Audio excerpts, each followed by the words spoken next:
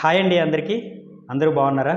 మరి ఈరోజు ఒక మంచి టాపిక్ మీకోసం తీసుకురావడం జరిగిందండి. ఆ టాపిక్ గురించి మాట్లాడుకునే ముందు ఇంతవరకు నా ఛానల్ని చూస్తూ నన్ను ఎంకరేజ్ చేస్తున్న ప్రతి ఒక్క మిత్రులందరికీ కూడా పేరు పేరున కృతజ్ఞతలు తెలియజేస్తున్నాను. అలాగే ఎవరైతే ఇప్పటివరకు నా ఛానల్ చూడలేదో ఇదే ఫస్ట్ టైం అయితే ఖచ్చితంగా సబ్స్క్రైబ్ చేసుకోండి, లైక్ చేయండి, కామెంట్ చేయండి, షేర్ చేయండి. ఇంకో విషయం ఏంటంటే మహాత్మా గాంధీ జాతీయ గ్రామీణ ఉపాధి హామీ పథకం నందు మనం నిర్వహిస్తున్నటువంటి 7 రిజిస్టర్స్ గురించి మనం మాట్లాడుకున్నాము.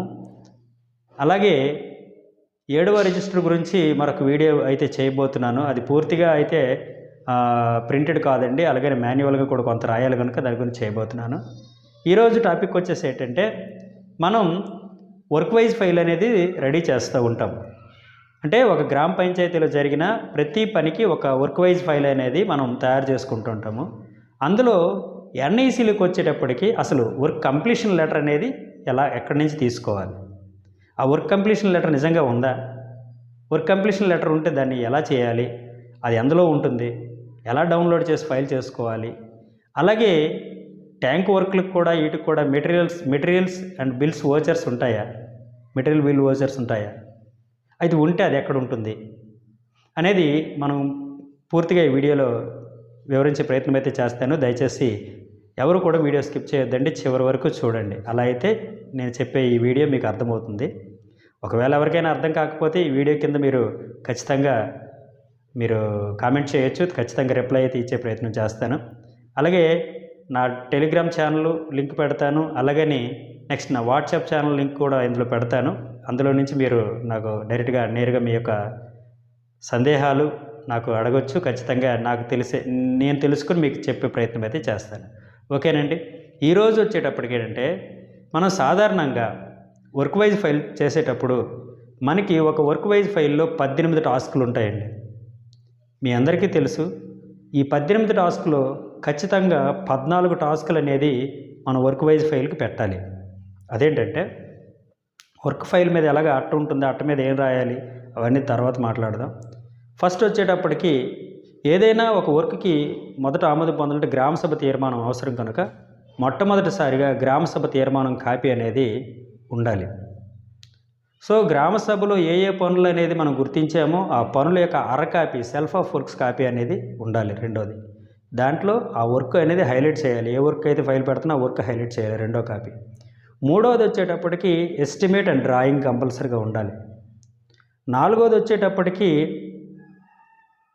టెక్నికల్ శాంక్షన్ కాపీ, తర్వాత అడ్మిన్ శాంక్షన్ కాపీ ఉండాలి.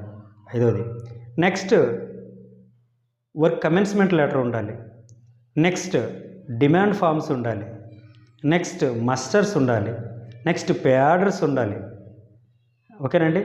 నెక్స్ట్ ఎంబుక్ ఉండాలి. ఓకేనండి. ఎంబుక్ కాపీ ఉండాలి. ఆ వర్క్కి ఏటైతే మెటీరియల్ ఖర్చు పెట్టారో దానికి బిల్స్ అండ్ వోచర్స్ అనేది ఉండాలి. ఓకేనండి. తర్వాత అలాగే ఎఫ్టీఓస్ ఉండాలి. అంటే వేజ్ లిస్టులు కానీ ఎఫ్టీఓస్ కానీ కంపల్సరీగా అందులో పెట్టాలి. నెక్స్ట్ 3 స్టేజ్ ఫొటోస్ ఉండాలి. ఓకేనండి. 3 స్టేజ్ ఫొటోస్ ఉండాలి. ఒకవేళ సోషల్ ఆడిట్ జరిగి వాళ్ళు ఏమైనా దాన్ని సర్టిఫై చేస్తే ఆ సర్టిఫికేట్ అనేది కంపల్సరీగా పెట్టాలి. వర్క్ కంప్లీషన్ చేస్తే వర్క్ కంప్లీషన్ లెటర్ అనేది ఉండాలి. ఓకేనండి. ఇలా కనీసం 14 రకాల టాస్కులు ఆ ఫైల్లో ఉండాలి. ఇప్పుడు ఎన్ఐసీలకు వచ్చేటప్పటికి చాలామంది తరచుగా అడుగుతున్న డౌట్ ఏంటంటే అసలు ఈ వర్క్ కమెన్స్మెంట్ లెటర్ అయితే మనం టీసీఎస్లో వచ్చేది మనం డైరెక్ట్గా ప్రింట్ తీసుకుని పెట్టుకునేవాళ్ళం. ఎన్ఐసీకి వచ్చేటప్పుడు వర్క్ కమెన్స్మెంట్ లెటర్ ఉండట్లేదు, ఎలా చేయాలి? సో మీరు ఎప్పుడైతే పని ప్రారంభిస్తారో దాన్ని చాలామంది ఏం చేస్తారంటే పాత వర్క్ కమెన్స్మెంట్ లెటర్ని డేట్లు మార్చుకొని దాన్ని పీడిఎఫ్ పెట్టుకొని దాన్ని ప్రింట్ తీసుకొని దాంట్లో మాన్యువల్గా వర్క్ ఐడీలు అన్నీ రాస్తూ ఉన్నారు. ఓకేనండి. అలాగే వర్క్ కంప్లీషన్ లెటర్ వచ్చేటప్పుడు కూడాను ఎక్కడ తీయాలో తెలియదు, వర్క్ కంప్లీషన్ లెటర్ ఎలా పెట్టాలో తెలియదు, కాబట్టి చాలామంది పెట్టడం లేదు. ఓకేనండి. కాబట్టి కంప్లీషన్ లెటర్ అనేది కంపల్సరీగా పెట్టాలి. ఒకవేళ మీకు డౌట్ ఉన్నట్లయితే ఈ వీడియో వరకు చివరిలో మీకు ఎలాగైనా చెప్తాను. దయచేసి ఎక్కడి నుంచి తీసుకోవాలి, ఎలా చేయాలి, ఏంటనేది మీకు పూర్తిగా వివరించే ప్రయత్నం చేస్తాను. వీడియో ఎవరు స్కిప్ చేయొద్దు. లైక్ చేయండి, షేర్ చేయండి, సబ్స్క్రైబ్ చేయడం మర్చిపోవద్దు. ఖచ్చితంగా మాత్రం ఈ వీడియోకి నేను 10K లైక్స్ అనేది నేను అనుకుంటున్నానండి. దయచేసి సబ్స్క్రైబ్ మిత్రులందరూ కూడా దయచేసి 10K లైక్స్ ఇస్తారని ఆశిస్తూ మీ యొక్క మిత్రుడు Simhachalam. Thank you very much. మరి ఆలస్యం చేయకుండా వీడియోకి వెళ్ళిపోదాం. Thank you. ముందుగా గూగుల్ క్రోమ్ని ఓపెన్ చేసుకొని MGNREG అని టైప్ చేసిన వెంటనే మనకి ఈ విధంగా వస్తుంది. ఫస్ట్ లింక్ అనేది మనం క్లిక్ చేసుకోవాలి. ఇది NRGS యొక్క అఫీషియల్ వెబ్సైట్ లింక్ NICలో.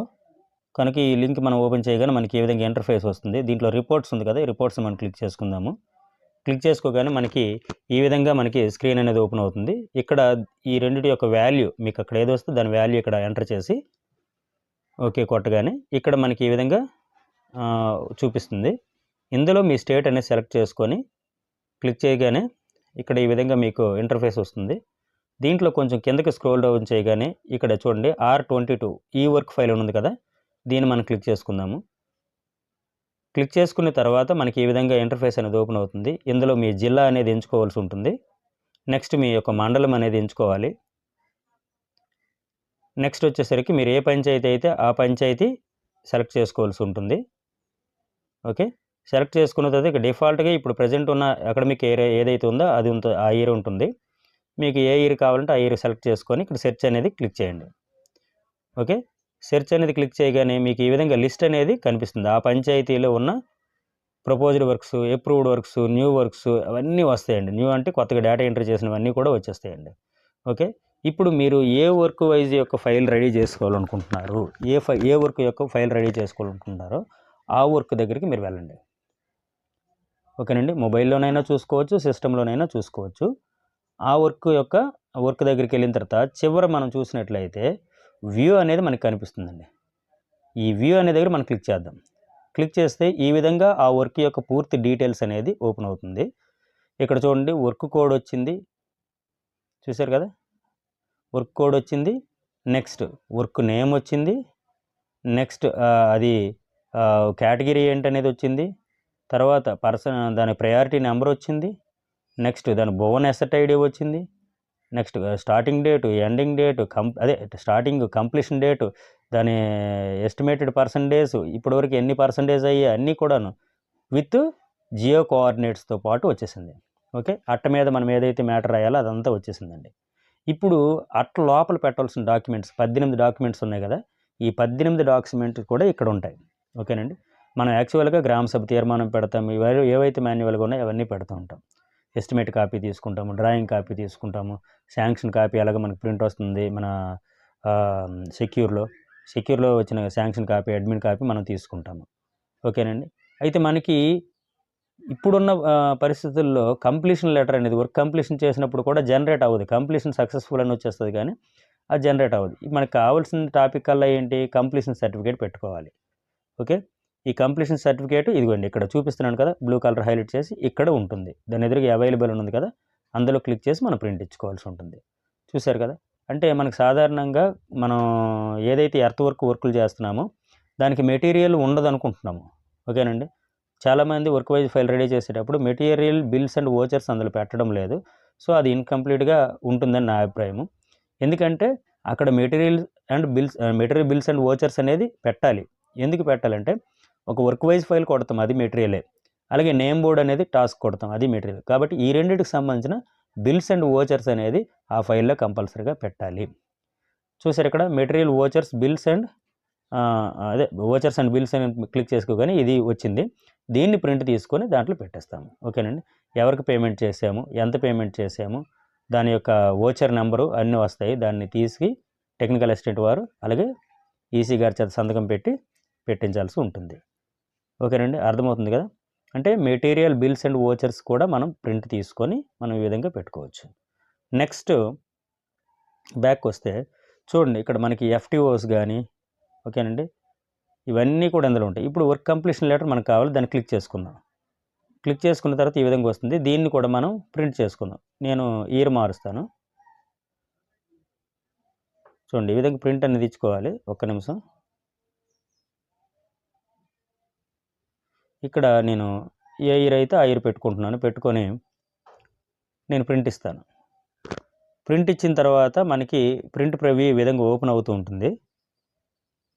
చూడండి మనకి వర్క్ కంప్లీషన్ లెటర్ ఇదివరకు టీసీఎస్లో అయితే జనరేట్ అయ్యేది, ఇక్కడ జనరేట్ అవ్వట్లేదు కనుక ఈ విధంగా వర్క్ కంప్లీషన్ డీటెయిల్స్ అనేది అందులో ఉంటాయి. దీన్ని తీసుకొని వర్క్ కంప్లీషన్ సర్టిఫికేట్ కింద ఈసీ గారు అలాగే టెక్నికల్ అసిస్టెంట్ వారు ఏపీఓ గారి చేత సైన్ చేయించి ఆ సైన్డ్ కాపీ ఫైల్లో పెట్టుకోవాలండి. ఓకేనండి.